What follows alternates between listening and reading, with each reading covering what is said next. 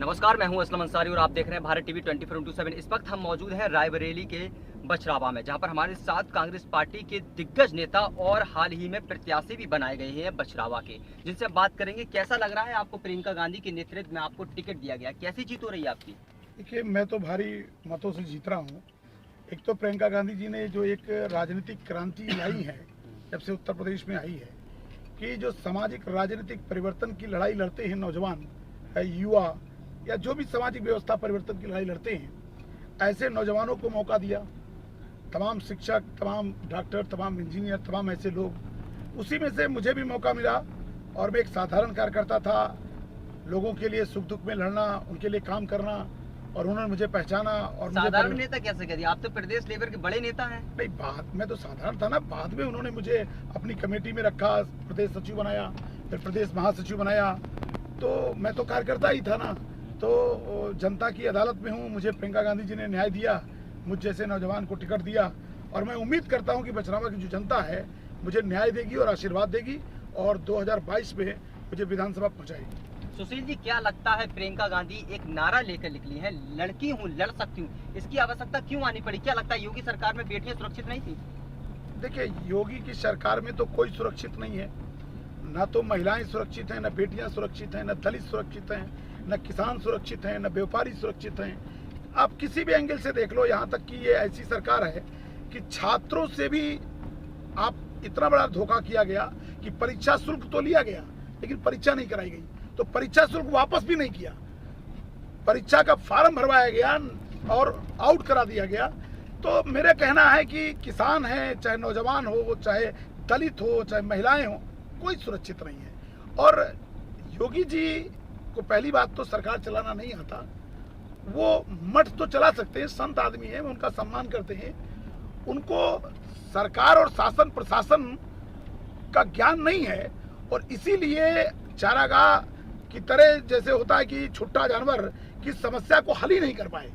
और उनका करोड़ों अरबों रुपए का जो बजट है, उसको तमाम नकली भाजपाई हम कह सकते हैं कि जो तुरंत भाजपाई हुए होंगे, विभिन्न पार्टियों से जाकर भाजपाई बन जाते हैं। जब जिसकी सरकार बनती है तो हमारे उत्तर प्रदेश को लूटने वाले 1200 नेता हैं।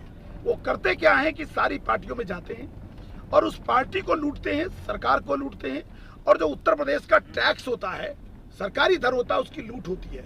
और मुझे लगता है कि बाबा जी या तो समझ नहीं पाए, पूरा चारा गाय माता के पास नहीं गया, लोगों के पेट पे चला गया।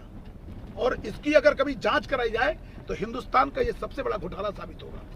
क्या लगता है कितनी सीटें आ सकती हैं? देखिए, उत्तर प्रदेश में 403 सीटों पे कांग्रेस लड़ रही है।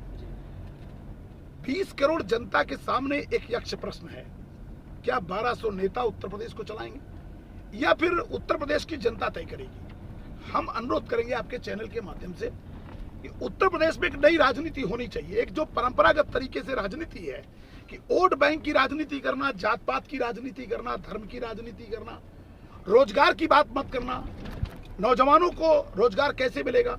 और एक बहुत बड़ी बात है कि बहुत पहले जमींदारी विनाश अधिनियम लागू हुआ था, जिसमें कि जो गरीब लोग थे उनको जमीन का मालिकाना हक मिले। फिर से इंदिरा गांधी की पोती है ये प्रियंका गांधी, और उन्होंने इस देश के, प्रदेश के सभी गरीबों को कहा है कि हम आपको आवास बनाने के लिए जो वंचित समाज है उसको जमीन का मालिक बनाएंगे और उसको आवास देने का काम करेंगे। तो कहने का तात्पर्य है कि इस देश में फिर से परिवर्तन की आंधी आ रही है। प्रियंका गांधी, कानपुर में आप चले जाइए, जितने भी आपको फैक्ट्री मिलेंगे, सरकारी फैक्ट्री, वो सब कांग्रेस के जमाने में थे। 32 साल पहले कांग्रेस की सरकार थी। हमने भी कांग्रेस की सरकार नहीं देखी है। हम जैसे तमाम नौजवानों ने कांग्रेस की सरकार नहीं देखी, हमने सबकी सरकारें देख लिया है। लेकिन उत्तर प्रदेश रोजगार के क्षेत्र में बहुत पिछड़ गया। जाति और धर्म की राजनीति बंद हो चुकी है, और इसीलिए बहुत पहले किसी ने नारा लगाया था, आज उत्तर प्रदेश की जनता लगा रही है, जात पर ना पात पर, बटन दबाएंगे हाथ पर। ये आपको बछरावा में भी मिलेगा। ये बछरावा सुरक्षित सीट है, इसमें हर जाति, हर मजहब के लोग इस बार हाथ के पंजे पर बटन दबा रहे हैं और सुशील पासी को भारी मतों से जिताने का काम कर रहे हैं। तो जो आपने कहा कितनी सीटें जीतेंगी, ये काम मुझे लगता है कि आप तो खैर मीडिया के लोग हो, मैं आपसे भी रिक्वेस्ट करूंगा, एक इसमें व्यवस्था होनी चाहिए कि 1200 नेता, कुछ मीडिया वाले, कुछ घराने के लोग, कुछ पैसे वाले, ये तय कर रहे हैं कि सरकार किसकी बनेगी। यानी इशारे में आपने गोदी मीडिया पर निशाना साध दिया है। नहीं, मैं इशारे में नहीं कह रहा हूँ, ये समस्या है मेरी कि इस प्रदेश को 3 M से बचा लीजिए। एक तो माफिया कोई भी हो सकता है, पैसे का ही माफिया नहीं होता, तमाम तरह के शराब, आपने देखा शराब कांड हुआ और शराब में सरकारी ठेके से नकली शराब बेची गई। बाबा जी देख पा रहे नहीं देख पा रहे मैं नहीं जानता, लेकिन एक लूट हुई है। तो बहुत सारे माफिया हैं जो उत्तर प्रदेश में हर सरकार को बनाने में योगदान बनाते हैं और उसके बाद फिर सरकार को लूटते हैं, टैक्स को लूटते हैं। हम कहना चाहते हैं उन माफियाओं से इस प्रदेश को बचाइए। दूसरा मैं आपसे कहना चाहता हूं, मीडिया चुनाव से पहले, नामांकन से पहले ये तय कर देना कि 300 सीट इस सरकार की, इस पार्टी की बन रही, कैसे तय कर सकते हैं आप? जनता ने मत नहीं दिया, नामांकन नहीं हुआ, आपने कुछ लोगों से मिला, सर्वे के नाम पर पैसे की लूट होती है। तो ये जो कंपनियों का खेल है ये उत्तर प्रदेश की जनता पर भारी पड़ रहा है। और तीसरा मैं आपसे कहना चाहता हूं, जैसे माफिया और मीडिया और एक मनी का मतलब है कि पैसे वाले लोग टिकट पाएंगे। 5 मिनट पहले टिकट पा जाते हैं, 5 मिनट में तय हो जाता है कि नेता कौन होगा। संघर्ष से नेता बनते हैं और ये राजनीति हमारे नेताओं ने किया था। पंडित जवाहरलाल नेहरू हो, सरदार पटेल हो, मौलाना आजाद साहब हो, बाबा साहब अम्बेडकर हो, महात्मा गांधी हो, इन्होंने एक सपना देखा था कि लोकतंत्र खरीदा नहीं जाएगा, लोकतंत्र में वोट की कीमत होगी। और इन माफियों ने उत्तर प्रदेश की राजनीति को चौपट कर दिया है। अब माफिया तय कर रहे हैं, पैसे वाले तय कर रहे हैं, मीडिया तय कर रही है, सरकार किसकी बनेगी?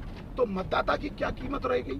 तो मैं आपके चैनल के माध्यम से कहना चाहूंगा, इस लोकतंत्र को बचाने के लिए मीडिया को भी आगे आना पड़ेगा।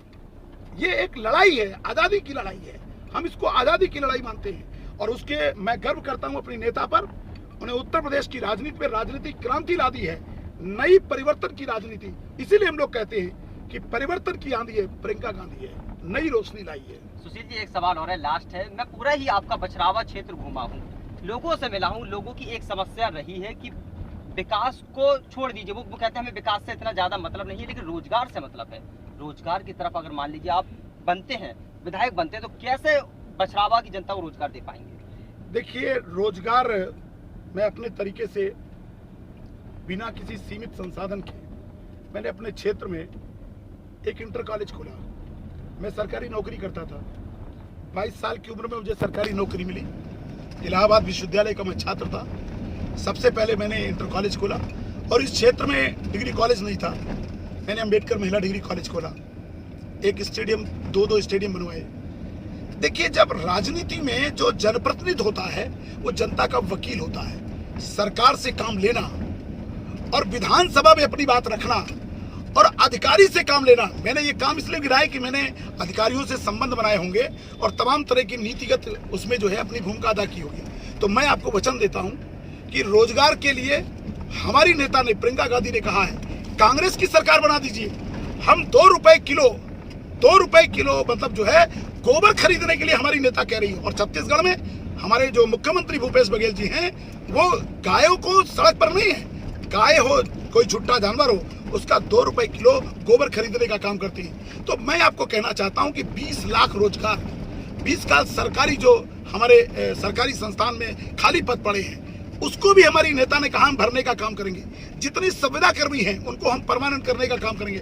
तो रोजगार के बारे में अगर किसी ने काम किया है पूरे देश के अंदर तो कांग्रेस ने किया है। सरकारी संस्थान हम बनाते हैं। सरकार होती इसलिए है कि सरकारी स्कूल बने, सरकारी अस्पताल बने, सरकारी संस्थान बने।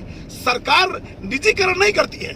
और उत्तर प्रदेश में देश में पहली ऐसी सरकार है कि जितनी सरकारी संस्थानें हैं उनको बेचना और निजी प्राइवेट लोगों को देना और बड़े बड़े पैसे वालों का कर्जा माफ करना और गरीब आदमी को, नौजवान को 10 लाख तक का बगैर पैसे का, बगैर ब्याज का पैसा हिंदुस्तान के नौजवान को नहीं मिलता है। तो मैं आपके चैनल के माध्यम से कहना चाहता हूं, एक क्रांति होने जा रही है युवाओं के द्वारा कि जाति धर्म को छोड़कर रोजगार के लिए लड़ेंगे और वो कांग्रेस में प्रियंका गांधी जी करेंगे। केवल एक लास्ट सवाल और दे दीजिए, 15 सेकंड में जवाब दे दीजिए। बछरावा की जनता से क्या अपील करते हैं? मैं बछरावा की जनता से अपील करना चाहूंगा कि 22 साल से मैं बछरावा की जनता के हर मतदाता के सुख दुख में शामिल रहा हूं। जीतने के बाद जनता का विधायक रहूंगा, बछरावा की जनता का विधायक रहूंगा, कांग्रेस की नीतियों पर प्रियंका गांधी का सिपाही बनकर के और सबके सुख दुख में शामिल रहूंगा। और दूसरी बात, भाईचारे से इस बछरावा को चलाऊंगा और कभी भी कोई काम के लिए आपको भटकना नहीं पड़ेगा। मेरा एक मुकम्मल कार्यालय होगा जहां पर एक एप्लीकेशन आप किसी अधिकारी को देंगे और दूसरी एप्लीकेशन आप अपने जनप्रतिनिधि को देंगे।